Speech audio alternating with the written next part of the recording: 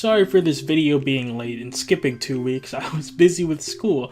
If you're new here, the plan was that we would have a theory and reaction segment for each episode, but we have to change it up a bit for this one. I was only able to get Mion and Tufani's reaction to episode 6, and Tufani has completed the visual novel by now, woohoo! There will be spoilers for all of Higurashi in this video. There are 3 episodes to cover today, but I'll kinda just treat them all as one big thing. How about we start off with the reaction for episode 6?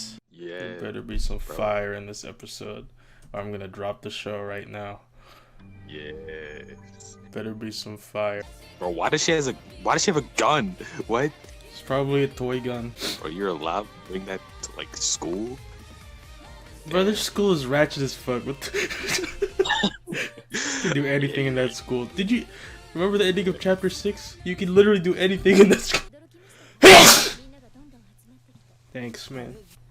Bro, I already know there's gonna be some retarded twist. Yeah. Like, it's not even gonna be clever, bro. Okay, this is the real Shion. Or maybe it's Mion. Ooh. Why is she, bro? Why does she look so sinister? You're not supposed to look like that when you're on the phone. Keiichi, look out. It's the real Shion. Man, there's no bulge. Does he even have a dick? Oh, he got knocked out? What? Damn. they brought him to the locker room. Knocked the fuck out. Wink. She killed him later. That wink has hidden meaning, bro. She needs to go back to her vegetable boyfriend. Why do you hate Shion so much? Damn. She's a manipulator, bro. She played with Keiichi. Bro, that's like everyone in this series. That's literally like.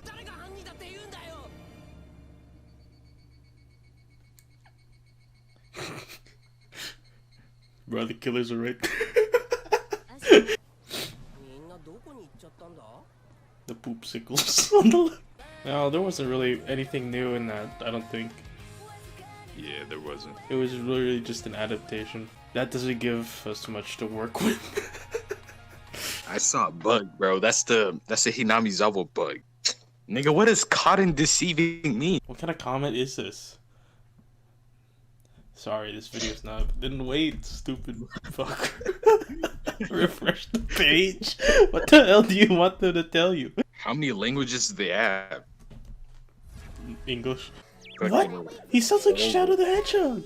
I know you do, but I'd still ditch you. Bro, he sounds so hateful. But even Keiichi won't see it coming. Don't say it, bro. Don't encourage you.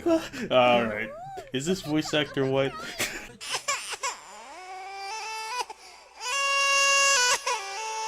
I did generally like the episodes overall, and with episode 4, it's a bit of a controversial episode. Like, I've seen some people like it, I've seen some people not. I don't like it. No. I'm sorry. I thought it was kind of interesting at first, then had like a week to think about it, and I seriously don't like it that much. And I don't want to blame the series director and main storyboarder Keiichi Kawaguchi because, as we'll explore more today, I like his storyboarding. So before I get into the negative of why I dislike this arc, I want to do a short breakdown of the door scene that I do like. Oh, my bad guys, looks like I got a message from someone. I wonder what it is.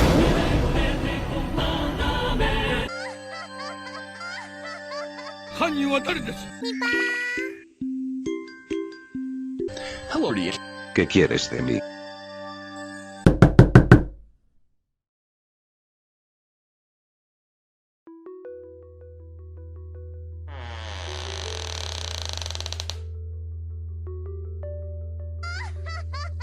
Kawaguchi has storyboarded each episode up to this point, and I think I'm starting to get more of a feel for his style here. This scene in particular using center framing. If leaving empty space for 2/3 of the screen to the rule of thirds is comfy for our eyes to expect something, then symmetric center framing can be a little too orderly and can be used to a creepy level. The creepy center framing is established as soon as Keiichi talks on the phone. It's not as pronounced when the conversation starts, but as things get creepy we track out and notice the symmetry of the environment, and how empty it is.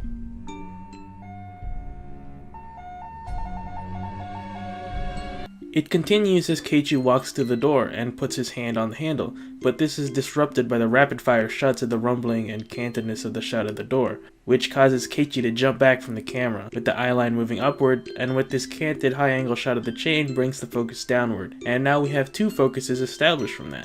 Keiichi looking down at the chain and handle. It's kinda like when you don't want to wake up your parents at night, so you do things really quietly and orderly, and then you hear them waking up. When Kawaguchi wants us to feel tense, he will usually shift our focus or the eye line or the mouth to the top of the screen. We've seen this a lot already. While we're at it, we can also talk about the use of leading lines. This shot, all the lines are pointing and closing on Keiichi's back, and here was used to enforce symmetry and lead the way. And I like this cut here a lot with these two close-ups where the handle is shown in the empty space, making it feel like that handle is really at Keiichi's neck. Simulating a wide-angle lens is also an interesting choice. With a wide-angle lens, closer things can seem closer and farther things can seem farther. For example, an extreme wide-angle lens would pretty much be a fisheye lens. I like the use here to make the handle and the doorknob feel close to us, and here to make it seem like Keiichi is going down into some abyss. The shot returns us to center framing as Keiichi thinks, "That's right, what am I scared of?" using center framing to create a stare down between Keiichi and the door and Rena. So this scene has a pretty good build up, but it gets cut off before it gets creepier and before it gets to the original Kaire climax. Which fucking sucks, because I have a feeling Kawaguchi would have a great interpretation of it, and I love the door scene, so I was looking forward to it. But the climatic scene he did end up storyboarding was this knife scene. Which, don't get me wrong, is a decently directed scene. I like it. In quotation marks.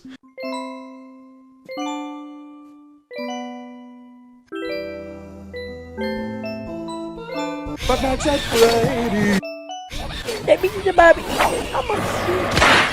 The use of close-ups and inserts and wide-angle lens continues, and I like this shot here in particular of him getting closed in from a low angle, mirroring the Usoda scene I talked about in the earlier video. And as funny as getting beaten up by a clock is, I like the returning motif of showing the date. What I don't like about this is maybe not really the formal execution, but the actual direction it went in and what it means for the series. Higurashi is first and foremost a psychological thriller and a horror second. The distinction being that a thriller is focused on a constant feeling of tension and suspense.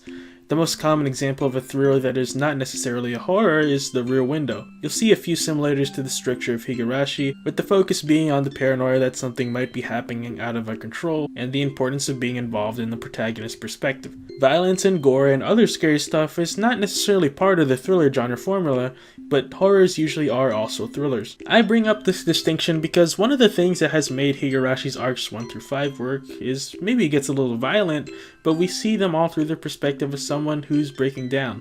For example, chapters 1 to 3 are amazing at showing Keiichi's paranoia, and all the iconic climatic scenes are built upon that paranoia. And given that track record, what really makes onidamashi as close to as interesting as any of those arcs? The structure of onidamashi is mostly similar to onikakashi, except that the paranoia is extremely cut down, and it ends much earlier and with an opposite climax that doesn't give us much but a crazy bloody Rena. I feel that we got a horror climax in contrast to onikakashi's tense thriller climax. Kakashi's ending has Keiichi mysteriously die on the other end of a phone, so by the end you're practically begging to find out what happened to him, and onidamashi's climax is a bloody knife slasher fight. I kinda got the feeling that this arc was just, alright guys, it's Onikakashi, but actually, Rena is the Joker!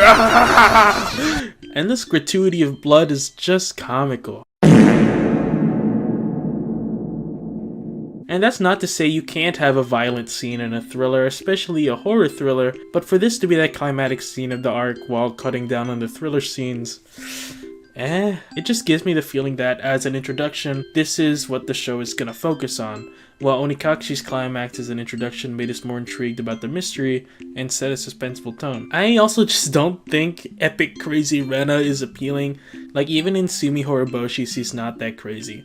Like, I get Hinamizawa's syndrome makes you act up in a few ways, but it's not interesting because it turns you into the crazy burger guy from the crazy burger video. It's interesting because it kind of exaggerates your already negative thoughts such as distrust and anger. And Rena did seem a bit crazy in Onikakashi, which I admit makes it a bit cringy to read, but that arc still works and the twist works because it was genuinely scary because of how Keiichi described and speculated everything.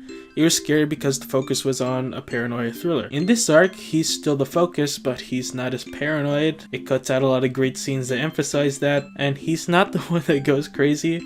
I mean, it does make for an interesting twist at first, and I was somewhat excited and interested in seeing this play out, but it didn't really leave me with much to think about. And another reason I'm wary about this new anime is because this arc's climax mirrors that of the absolute worst extra Higurashi arc, Tsukio Toshi. Tsukio Toshi is an extra arc that was included in Matsuri that shows Rena, Shion, and Keiichi teaming up to kill Teppei. It is terribly and cornily written, with Rena and Shion acting crazy from the get-go. They kill Mion for an extremely weak reason, and the climax is eerily the same as Onidamashi's. Rena laughs like the Joker and kills Keiichi by stabbing him with a kitchen knife.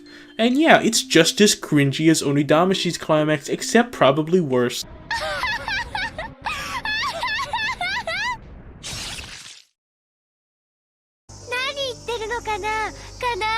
レナはもうケイチ君のこと全然信じてないんだよ。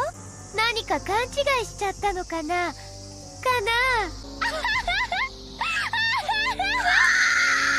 That Onidamashi is mirroring an absolute dumpster fire of an arc and perhaps drawing inspiration from it doesn't exactly give me much hope. Of course, I'm still being incredibly unfair because this may just serve as a prologue of sorts. I don't like this arc right now, but depending on what they do with the rest of the series, my opinion might change. I don't know, we're kind of already 6 episodes in, so with the regular show, we should already have a good idea of where things are going in terms of tone and direction. And I am impressed by Kawaguchi, but is this anime seriously gonna be like this? This episode appeals to those old motivational memes where people thought Higurashi was a crazy lolly violence fest.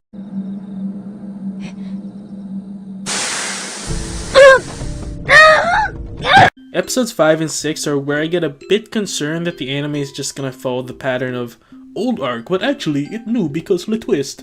Like, honestly, if this is just Watanagashi but with a stupid twist like Mion is a yandere, I'm actually just gonna stop watching the show. Okay, probably not, but that would really lower my faith in the anime. But enough being negative. Interestingly, episodes 5 and 6 are not storyboarded by Keiichiro Kawaguchi, unlike episodes 1 through 4. So as much as nothing new happens in these 2 episodes, it could be interesting to dissect the scene that is not boarded by Kawaguchi. Let's choose episode 5, which is boarded by Kunihisa Sugishima and directed by Fujiaki Asari. Sugishima seems to be a pretty experienced storyboarder and episode director, so let's choose a scene from this episode. How about the other door scene?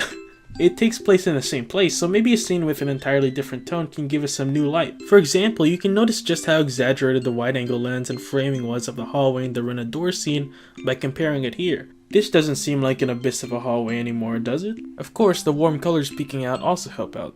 Some things used for creepiness can also be used for comedy. As we talked about on the early video, you usually want to follow the rule of thirds when making a shot because it's just naturally satisfying to watch and easy for editing, which they do use. But center framing will kind of slightly force your focus, which can be used for a multitude of reasons like fast cutting, orderliness, wanting you to focus on something, tension. It could be used for point of view, it could be used for a lot of things, and it generally works as long as you use symmetry. And it can also emphasize something comedic. Kei-chan, what are you doing? Why are you laying on the floor?